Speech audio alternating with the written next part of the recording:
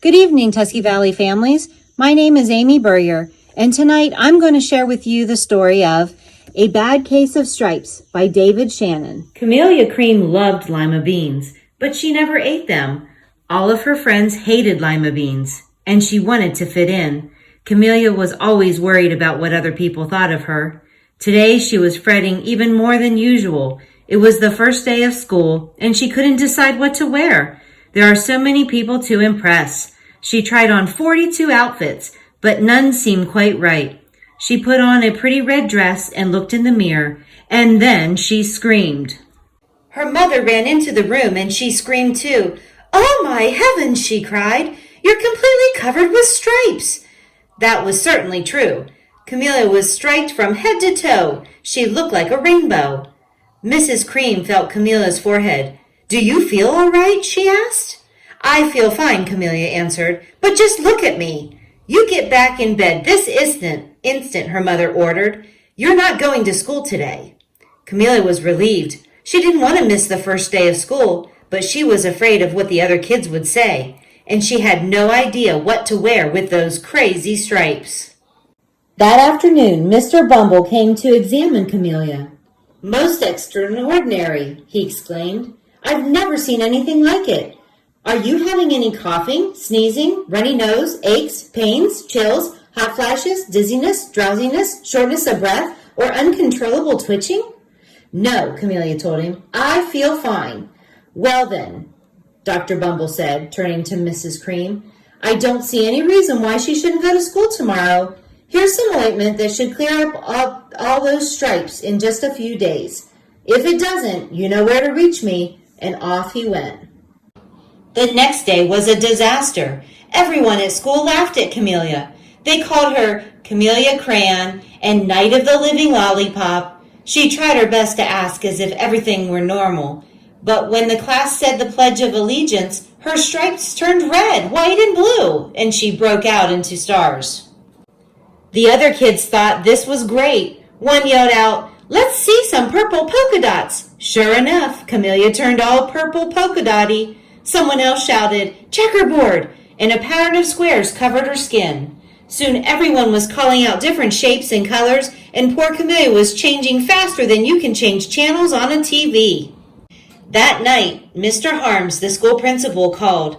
"I'm sorry, Mrs. Cream," he said. "I'm going to have to ask you to keep Camellia home from school. She's just too much of a distraction, and I've been getting calls from the other parents. They're afraid those stripes might be contagious." Camellia was so embarrassed. She couldn't believe that 2 days ago everyone liked her. Now nobody wanted to be in the same room with her. Her father tried to make her feel better. "Is there anything I can get you, sweetheart?" he asked. "No, thank you," sighed Camellia. What she really wanted was a nice plate of lima beans, but she had been laughed at enough for one day. Well, yes, I see," Dr. Bumble mumbled when Mr. Cream phoned the next day. "I think I'd better bring in the specialist. We'll be right over." About an hour later, Dr. Bumble arrived with 4 people in long white coats. He introduced them to the Creams. "This is Dr. Grop, Dr. Sponge, Dr. Cricket, and Dr. Young." Then the specialist went to work on Camellia. They squeezed and jabbed, tapped and tested. It was very uncomfortable. "Well, it's not the mumps," concluded Dr. Grop. "Or the measles," said Dr. Sponge. "Definitely not chickenpox," put in Dr. Cricket. "Or sunburn," said Dr. Young. "Try these," said the specialist. They each handed her a bottle filled with different colored pills. "Take one each before bed," said Dr. Grop. Then they filed out the front door, followed by Dr. Bumble. That night, Camellia took her medicine. It was awful. When she woke up the next morning, she did feel different, but when she got dressed, her clothes didn't fit right. She looked in the mirror, and there, staring back at her, was a giant, multicolored pill with her face on it. Dr. Bumble rushed over as soon as Mrs. Cream called, but this time, instead of the specialists, he brought the experts. Dr. Gord and Dr. Mellon were the finest scientific minds in the land. Once again, Camellia was poked and probed, looked at and listened to. The experts wrote down lots of numbers, then they huddled together and whispered. Dr. Gord finally spoke. It might be a virus," he announced with authority. Suddenly, fuzzy little virus balls appeared all over Camellia. Or possibly some form of bacteria, said Mr. Melon. Out popped squiggly little bacteria tails. Or it could be a fungus, added Dr. Gord. Instantly, Camellia was covered with different colored fungus blotches. The experts looked at Camellia, then at each other. We need to go over these numbers again back at the lab, Dr. Gord explained. We'll call you when we know something. But the experts didn't have a clue, much less a cure. By now, the TV news had found out about Camellia. Reporters from every channel were outside her house, telling the story of the bizarre case of the incredible changing kid. Soon a huge crowd was camped out on the front lawn. The creams were swamped with all kinds of remedies from psychologists, allergists, herbalists, nutritionalists, psychics, and an old medicine man, a guru, and even a veterinarian. Each so-called cure only added to pure Camellia's strange appearance until it was hard to even recognize her.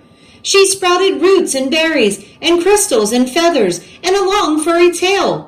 But nothing worked. One day, a woman who called herself an environmental therapist claimed she could cure Camellia. Close your eyes, she said, breathe deeply, and become one with your room. I wish you hadn't said that, Camellia groaned. Slowly, she started to melt into the walls of her room. Her bed became her mouth, her nose was a dresser, and 2 paintings were her eyes. The therapist screamed and ran from the house. What are we going to do? Cried Mrs. Cream. It just keeps getting worse and worse. She began to sob. At that moment, Mr. Cream heard a quiet little knock at the front door.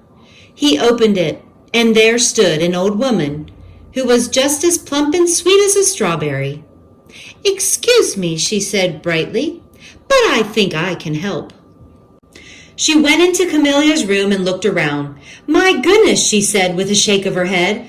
What we have here is a bad case of stripes, one of the worst I've ever seen. She pulled a container of small green beans from her bag. Here, she said, these might do the trick. Are those magic beans? Asked Mrs. Cream. Oh my, no, replied the kind old woman. There's no such thing. These are just plain old lima beans. I'd bet you like some, wouldn't you? She asked Camellia. Camellia wanted a big, heaping plateful of lima beans more than just about anything, but she was still afraid to admit it. Yuck, she said. No one likes lima beans, especially me. Oh dear, the old woman said sadly. I guess I was wrong about you. She put the beans back in her bag and started toward the door. Camellia watched the old woman walk away. Those beans would taste so good, and being laughed at for eating them was nothing compared to what she'd been going through. She finally couldn't stand it. Wait, she cried. The truth is, I really love lima beans. I thought so, the old woman said with a smile. She took a handful of beans and popped them into Camellia's mouth. Said Camellia. Suddenly the branches, feathers, and squiggly tails began to disappear. Then the whole room swirled around. When it stopped, there stood Camellia, and everything was back to normal. I'm cured, she shouted. Yes, said the old woman. I knew the real you was in there somewhere. She patted Camellia on the head, then she went outside and vanished into the crowd. Afterward, Camellia wasn't quite the same. Some of the kids at the school said she was weird, but she didn't care a bit. She ate all the lima beans she wanted, and she never had even a touch of stripes again. Thank you for listening to my story tonight. I hope you all have a great evening. And go Trojans!